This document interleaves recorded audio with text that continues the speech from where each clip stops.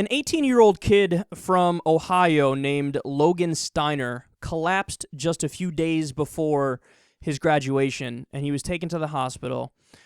Sadly, he eventually passed away, and upon doing an autopsy, they discovered that he actually died from a caffeine overdose. Now, a lot of you guys are probably thinking, WTF, dog?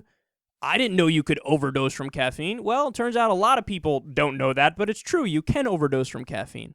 Doctors originally thought he died from natural causes. I love that because, what the fuck? He's 18 years old. You can't say anybody at age 18 died from natural causes. They're fucking 18. Something unnatural was going on, okay? There's a reason for it. It's not like, well, Ticker just gave out. He was around for so long. Doesn't happen. So, again, they figured out it was a caffeine overdose, and in his room, they found a bag of caffeine powder. Now, I didn't know you could actually buy caffeine in a powder form. I know there's different ways to buy it. There's pills, obviously through coffee, through certain drinks, but he had it in powder form, and the amount of caffeine you would need to take in order to kill yourself is equivalent to what's in 42 cups of coffee.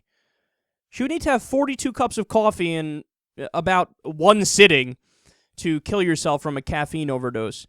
But believe it or not, a caffeine overdose is not uncommon because people ingest it in other ways where it's easier to do an overdose. One of those ways is the pills, like I talked about before. Now, I actually take caffeine pills, and I take them every day. In fact, I take one like mid-morning, and that usually keeps me good all the way through until the night. Sometimes I have one before the show, too. But I like it. It's good, right? It gives me a nice little pep. But that's usually how people overdose, either through that or this powder form that apparently he was using. They also say that he told his mother at one point that he was using a pre-workout supplement. Now, that's where it gets even more interesting, because pre-workout supplements, for those of you who've ever taken one, man, it's basically like legal cocaine. When I used to work out, there were a few different ones I tried, but the last one I did was Jacked 3D. Oh, there's so many. The ingredients in it are crazy. And remember, supplements are largely unregulated, so they can put whatever the fuck they want in there, right? They just can't make absurd claims about what it does.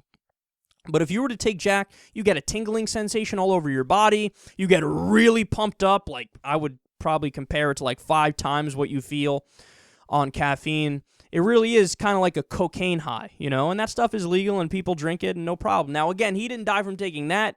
He died from a caffeine overdose from whatever this caffeine powder was that they found.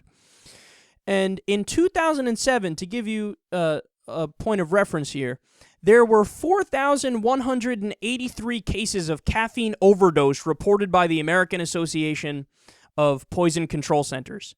God damn! Over 4,000 people in a year had a caffeine overdose? Now, to be clear, very few people died from their caffeine overdose, but they had other symptoms like abnormal heart rhythms, seizures, and vomiting as well, and certain breathing issues, I guess. So the takeaway from this, and why I think this is very important to talk about, is, well, I guess we should ban caffeine now. Is that not the exact reasoning that people use for the war on drugs and drug prohibition in general? No, that's the exact reasoning that people use. Oh, somebody might take too much one time and die, and there might be over 4,000 people that overdose in a year? That's not a number to scoff at. 4,000 people? Well, I guess we need to take this away from the rest of the population for public safety. We're doing it for your own good. How many people think that argument is convincing?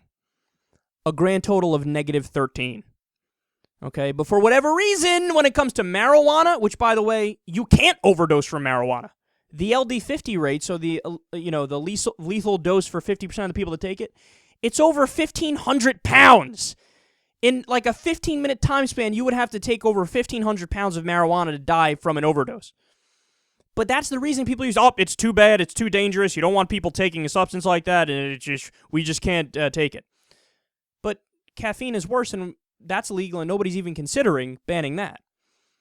Alcohol and tobacco. They're perfectly legal, and they kill the most people. But for those, people don't say, ban it. People go, well, that's freedom. What do you expect? Some people are going to go overboard. That happens in a free society. You're going to have alcoholics. You're going to have people that smoke too much and die very young from lung cancer or whatever, okay? My father, that happened to my dad, so believe me, I know it's personal to me, right? But nobody says ban all that stuff and take it away from everybody else. Why? Because that's not how a free society is supposed to work. You should be able to do whatever you want to do as long as you're not hurting anybody else. It's a very simple principle. It's hard to override that argument. Most reasonable people look at that and go, yeah, that's the default position. I don't know why we would do anything different than that. So just like we look at this and say, don't ban caffeine, for fuck's sake, you got to legalize marijuana. You got to legalize all recreational drugs, in my opinion. And yes, in some cases, maybe people will go too far, and it could lead to hospital visits. Some people might overdose on different things. And you know what? Again, that's the price of freedom. That's fine.